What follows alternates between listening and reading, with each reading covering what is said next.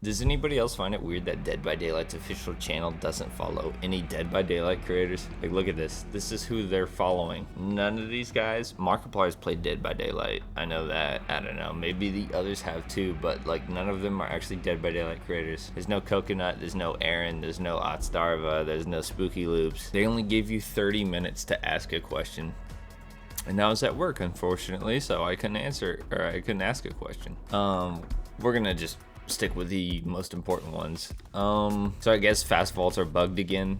I've been seeing a lot of people talk about that on TikTok and stuff like that, about how it's like less distance. Fast vaults and medium vaults are the same. Basically, vaults in the game have been bugged for 7 years straight, and then they got fixed, and then they got bugged again. I'm not sure how, but I thought that people were just complaining a lot about the new fast vaults, because the new fast vaults were actually insane.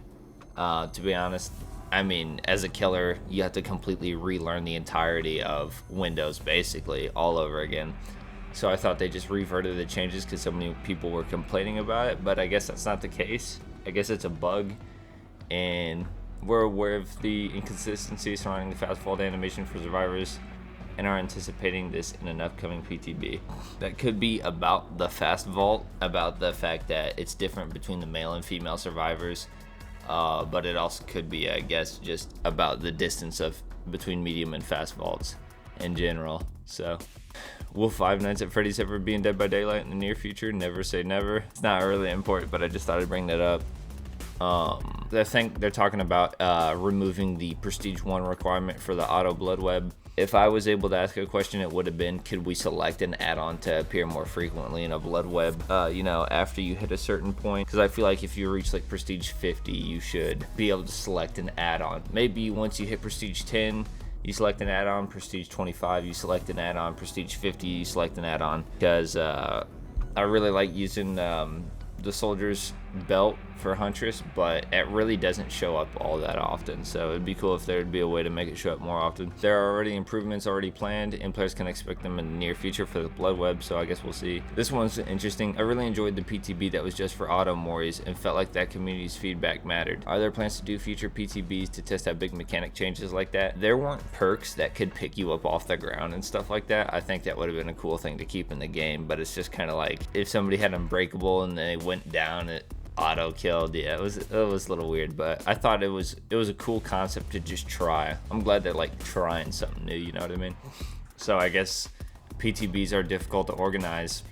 I really didn't have any idea about that, to be honest. I thought it would be a lot easier than that, but for the information and feedback we get for them are vital. Not every feature and change will go through from the PTB, but I'm hopeful it'll happen again. That said, we monitor the community's feedback even though we do not go through a PTB, so please continue to share what's on your mind. Oh, by the way, the people we have answering these are Dave, Vikram, Matthew Cote. Are there any plans on adding a perk randomizer? Perk randomizer was a great initiative, and we're hoping on bringing it back in the future in some shape or form. And here's probably the most important one of all. What are you guys planning on doing with Skull Merchants? I haven't played a single game versus Skull Merchant that didn't camp 3 gens from the start. I'm sick of having my game held hostage just because the killer can. And this answer's from Matt. Hey there. Yeah, we are certainly aware that Skull Merchant is very good at locking down 3 gen situations.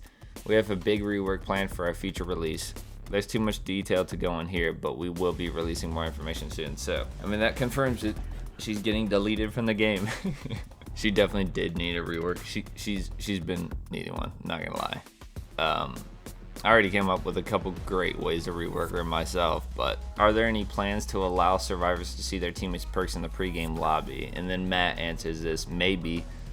P.S. I've been told that I can't answer maybe to these questions, so I will reply with the solid, I decline to answer that question. So, I don't know how I feel about this one, because if you allow survivors to see their perks their teammates have, it's not going to make survivors crazy stronger, but it's definitely going to help. Survivors have been getting some pretty solid buffs throughout the years, like whether they want to admit it or not. Like the info HUD that survivors got, so you can know if a survivor is cleansing a totem, doing a gen, letting go of the gen to go get a hook or an unhook. That was a huge buff to the solo queue survivor experience. So being able to see your teammates' perks too is going to be another pretty decent buff, because now you can synergize with, you know, randoms basically. Do you have any plans to adjust any blight add-ons? Many of them are quite strong, mainly Alchering, Adrenaline Vial, and speed add-ons. And then Matt again answers, we're looking into a blight update for the near future. Unfortunately, nothing to share at this point. Too many other things in the works lately, but the pinball champ is definitely on the list. I mean, yeah, dude, blight's crazy. Blight's been crazy for forever, so it seems like blight's getting a, not a rework, but a add-on pass, and then Skull Merchant's getting a rework. Now this one is probably one people don't care about, but it's what I care about. It's one of the things I care about. Will you ever consider making figure statues of more of them? Aside from the single Trapper Nindoroid or a few U2s, there's zero in the market.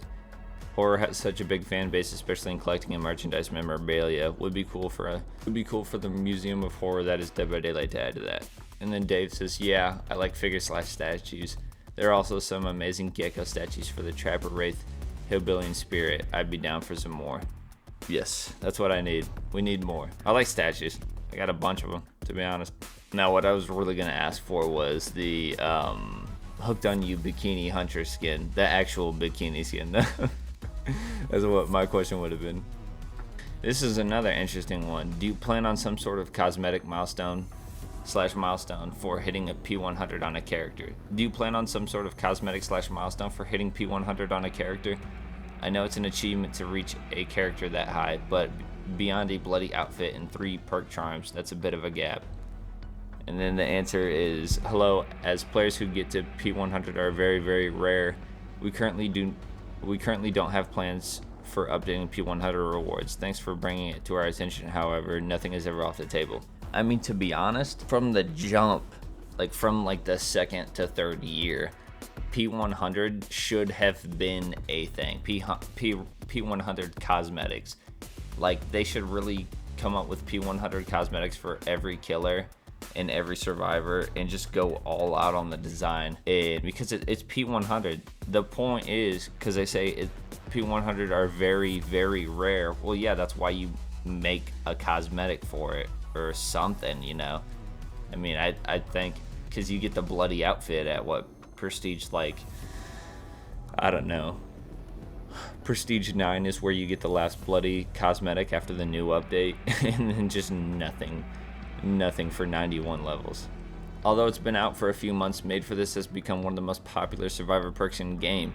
Many players, including some of the most experienced and skillful players, think this perk is too strong in the hands of good survivors and it needs to be changed. Are you guys planning any nerfs or changes for MFT? And then Matt says MFT is on the list for a bit of a touch-up soon, so we'll see how that goes. Like I said, I've been preaching it day one. People are acting like 3% haste isn't crazy, but yet they literally deleted the Huntress's add-on. That was a 3% hindered, so 3% does have an effect. Otherwise, they wouldn't have removed it from the game entirely. Regarding the game's rather repetitive but still fun gameplay, can you say anything about if there will be possibly limited time game modes or permanent game modes that differ in ways from the main game mode in the future? Then Matt responds, well, I can't say much. We've been hard at work prototyping some new things for the future at DBD. We're aiming for 2024.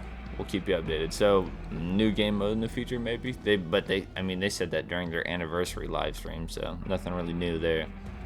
Every killer at the higher ranks, so kinda 3 gens, you know? Especially if it's like a killer who doesn't have a lot of mobility, like Huntress or Trickster, or, you know, just anybody, to be honest, really. Because if you're playing at the highest ranks, survivors are really good, really coordinated, and you know, you kind of just gotta choose what ones you want to let go and choose which ones you want to protect. Well, I mean, most of it was vague, but at least we know Skull Merchant is getting a rework soon. MFT's getting a change. I wonder how they're gonna change MFT.